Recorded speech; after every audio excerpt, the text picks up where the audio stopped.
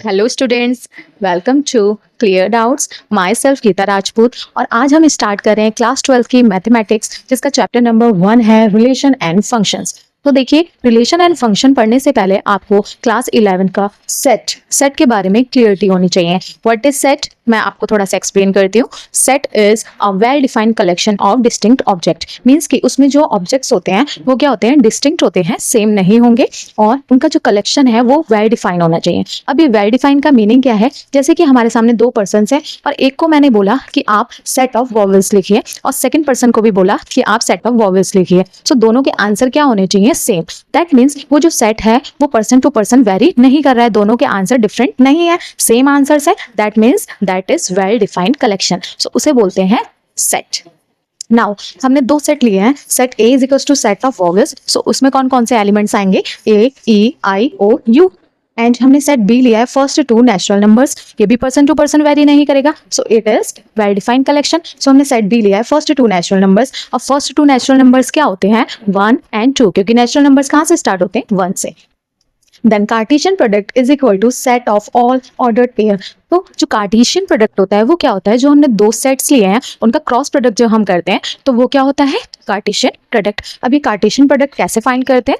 So first वाला जो element है, फर्स्ट वाला जो सेट है उसका एक एलिमेंट लेंगे और सेट बी के दोनों एलिमेंट्स के साथ ऑपरेट कराएंगे। So we will get A1 A2 A1 A2। Then second elements के साथ भी ऐसे ही ऑपरेट कराएंगे, so we will get E1 E2। Similarly we will get I1 I2, then O1 O2, then U1 U2।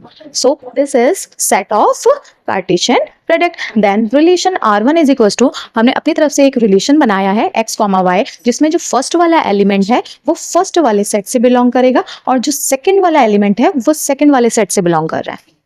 और क्या condition given है? जो x है वो a है, मींस कि हमें x के प्लेस पे क्या लेना है? सिर्फ a लेना है। और जो ये e, i, o, u हमें दिख रहे हैं उसमें से हमें कुछ नहीं लेना है, क्योंकि गिवन कंडीशन में कि x के प्लेस पे आपको क्या लेना है? a।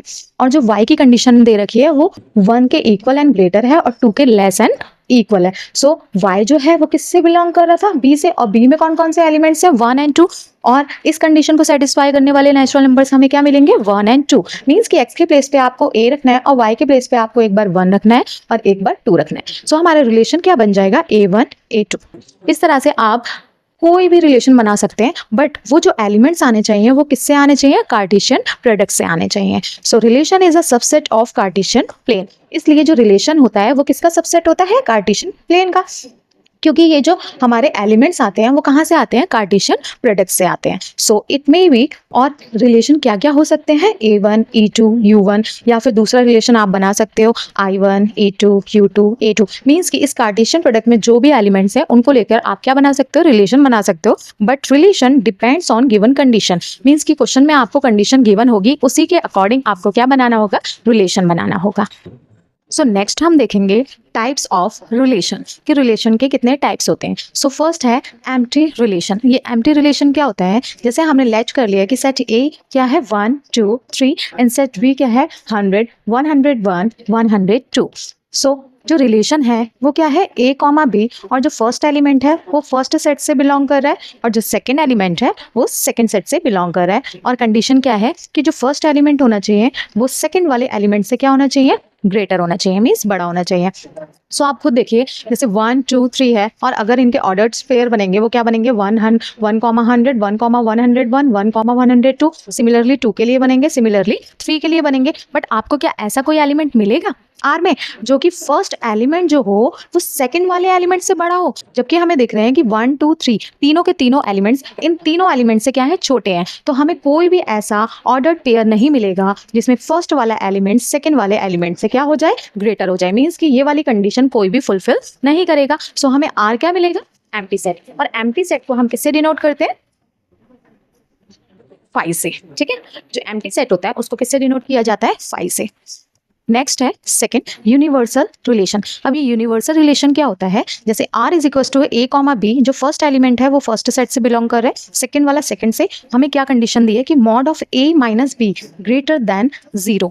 और हमें पता है कि क्या, जैसे ये रिलेशन जो कार्टेशियन हम प्रोडक्ट बनाते हैं उसमें क्या क्या एलिमेंट्स आते हैं हमारे 1, 100, 1, 101, 1, 102, ऐसे सिमिलरली 2 के साथ, ऐसे ही 3 के साथ। तो ये कंडीशन को फुलफिल करने वाले कौन कौन से नंबर्स हमारे पास हो सकते हैं, एलिमेंट्स हो सकते हैं 1, 100। देखिए इसमें बिलोंग करेगा या नहीं, क्योंकि अगर आप इन दोनों का डिफरेंस देते हैं और इसका मॉड लेते हैं तो वो हमेशा क्या आएगा, 0 से ग्रेटर आएगा। देखिए 100 - 1 करेंगे तो क्या आएगा, 99, जो कि 0 से क्या होगा, ग्रेटर। ऐसे ही आप इनमें से किसी का भी डिफरेंस करेंगे और इसका मॉड लेंगे तो हमेशा क्या आएगा, 0 से ग्रेटर आएगा।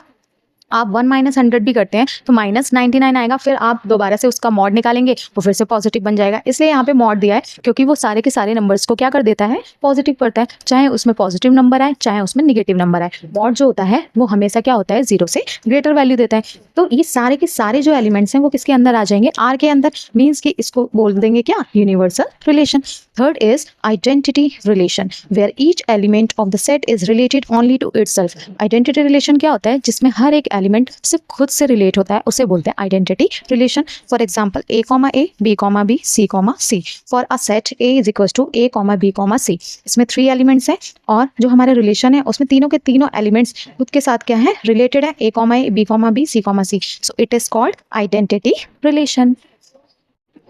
सो नेक्स्ट रिलेशन है रिफ्लेक्सिव रिलेशन। अब ये रिफ्लेक्सिव रिलेशन क्या होता है, if A belongs to R, for every A belongs to A। Means कि कोई सेट A है और उसमें सभी एलिमेंट्स के लिए A किस में बिलोंग करना चाहिए, रिलेशन में। मीन्स कि जैसे एग्जाम्पल है A इज इक्वल टू 2, 3, तब जो रिलेशन है हमारे पास है 2, 2, 3, 3, 5, 5। क्योंकि जो सेट A है उसमें कौन कौन से एलिमेंट्स हैं, 2, 3, 5।